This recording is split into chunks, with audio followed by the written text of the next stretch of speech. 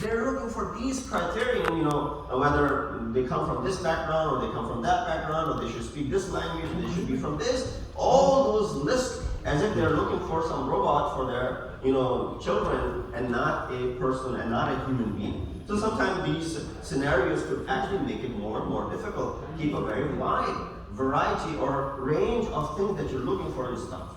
If you were to ask the Ma'asumin, what is the criteria? And some of the riwayat towards the end will come. That they mention it to be very simple. And one of the riwayat actually mentioned that someone who satisfies your deen is your kufr. As long as the deen criteria is matching, because you're discouraged to marry someone from outside of your deen for obvious reasons. Things will become more and more challenging if you were to marry, and for certain scenarios it is not even permissible. But with that simple scenario, you'll be able to find someone who's a suitable match for you. So that's number one. Believe that one can find a spouse. Ayat of Quran, 189 of chapter Araf, and as well as these traditions highlight that fact. Number two, be careful in rejection and of potential spouses.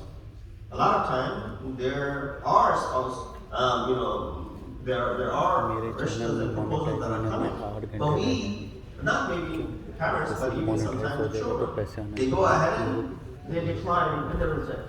He's too tall, or he's too short, or he's too this, he's too that, all those things that come into play.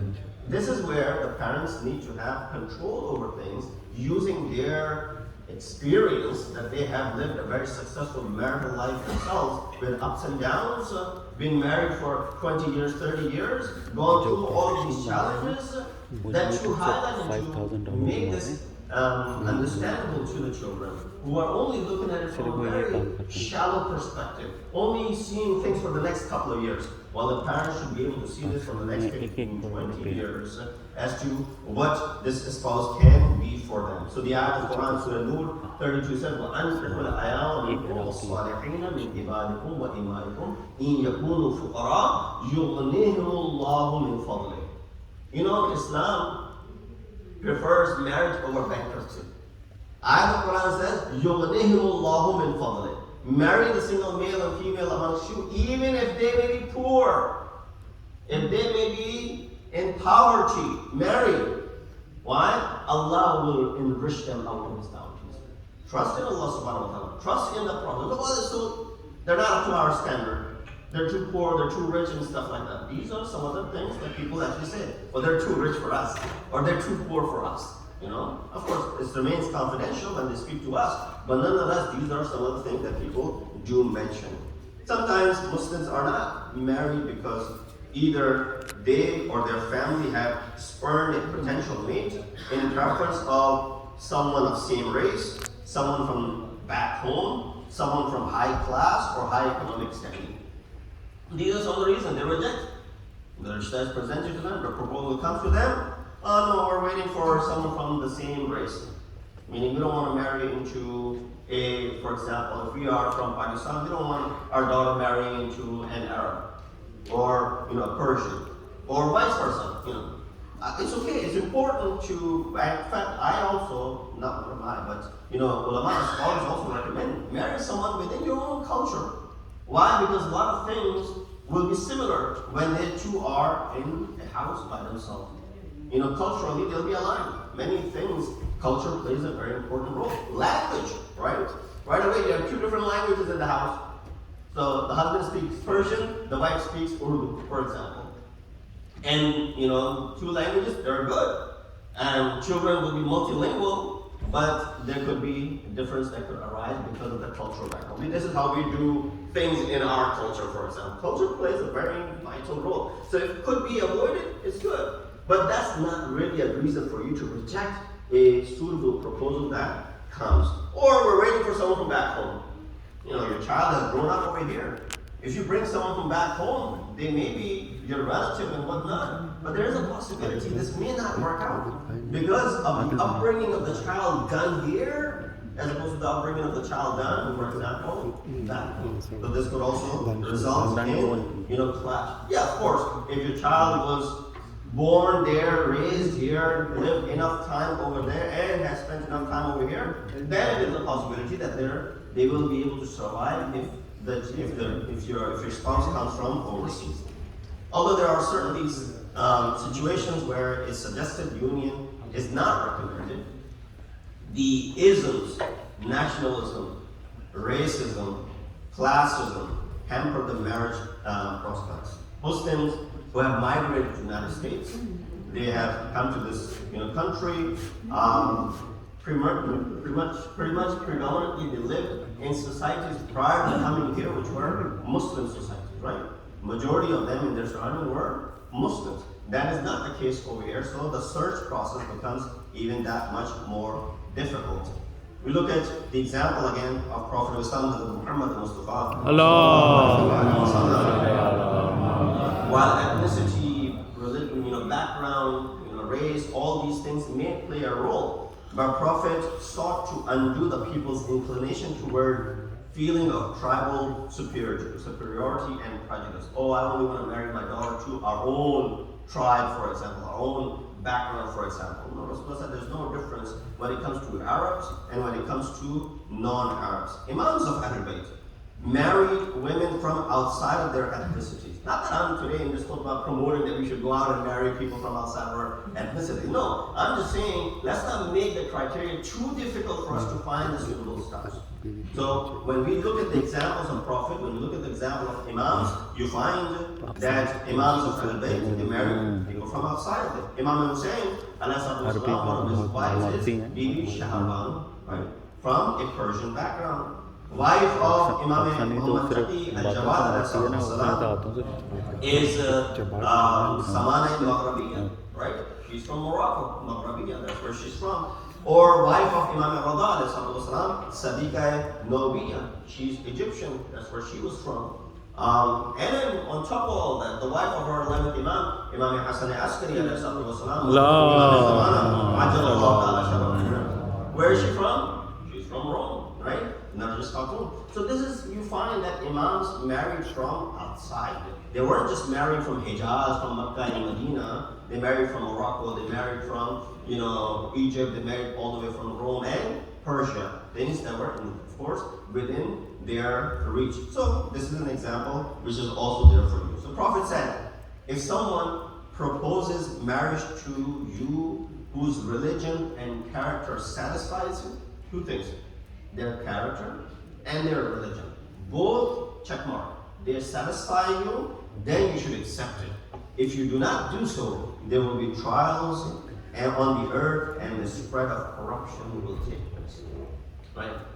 Just rejecting this, proposal, which is suitable as far as the character and as far as the religion is concerned, will lead to what? Lead to corruption and the spread of corruption in the land. So that's number two. Number one was to believe that you can find a spouse. Number two is to be careful in rejecting. Number three is steer away from delay and haphazard. A lot of time you put it in the back burner, right? Right now, my child is studying. They have to first get a suitable job. And then they have to start making enough money. And then they have to buy their own house. And then they can go ahead and marry. You understand, you want to have a job, that's good. You don't want to be supporting them all your life. So that's fair enough. And even the age of child who graduates, for example, is, the age of 21, 22. By the time they land a good job where they're making good enough money, a couple of years, maybe by the time they're 24, 25, good, fair enough. Get married at the age of 25. Don't delay it beyond 25 or 26. Because if you do so, that there are consequences of that. There's no more certain way to not get married than to wait or expect to find a spouse through some random means or through no real efforts at all. What are you doing? Are you looking for a spouse? No. Someone will just come along. Someone will see me here and there. Someone will see me in majlis, or someone will spot someone in the mahfil, and then they will go ahead and refer me, and I'm just waiting for that, taking my chances. Community standards, not promoting or creating an environment for marriage, reliance upon internet marriage sites, parental pressure, waiting, postponing, all of that this creeps into.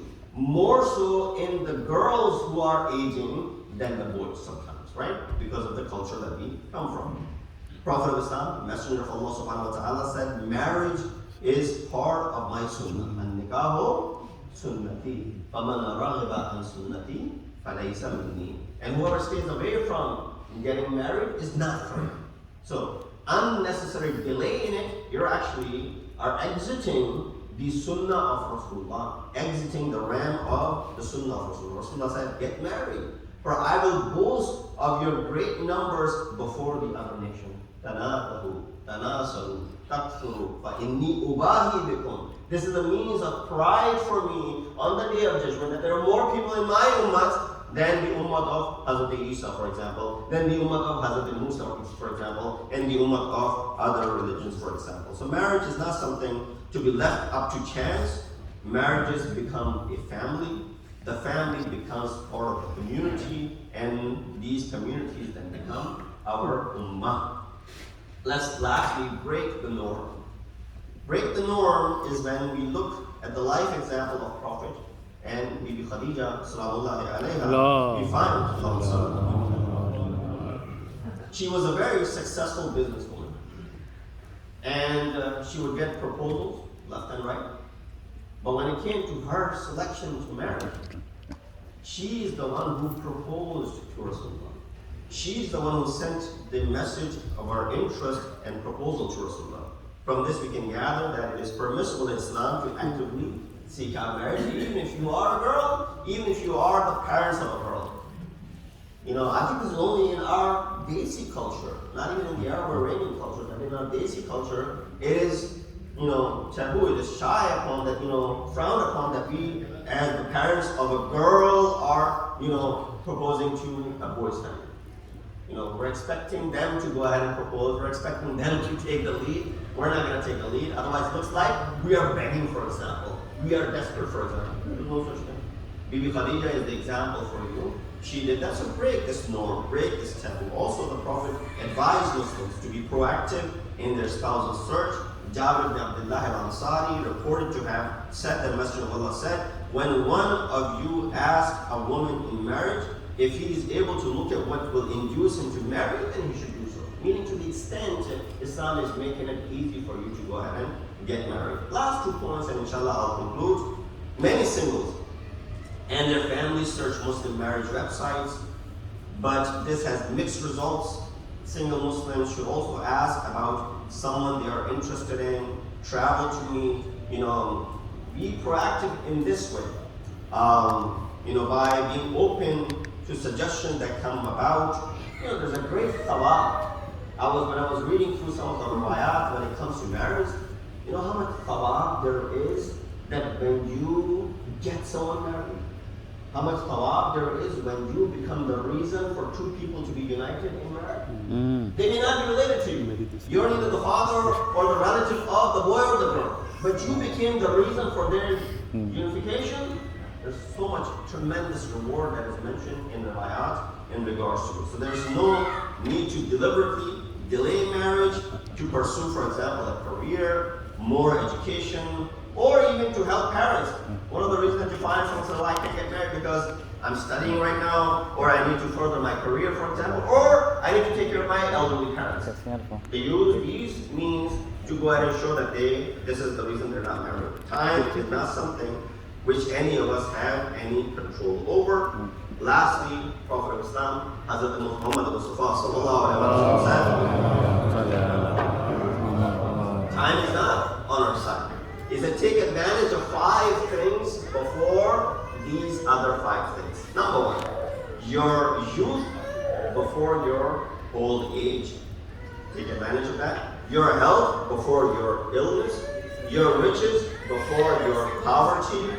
Your free time before your work, and your life before your death. We ask Allah subhanahu wa ta'ala to give us the tawfiq and ability to be able to live up to the expectations that Islam has laid down as far as marriage in Islam is concerned.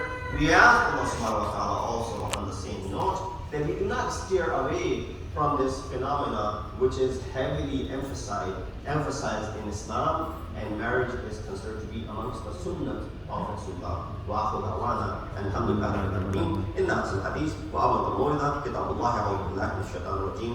بسم الله الرحمن الرحيم. والعصر إن الإنسان لفي خسر إلا الذين آمنوا وعملوا الصالحات وتواصوا بالحق وتواصوا بالصبر.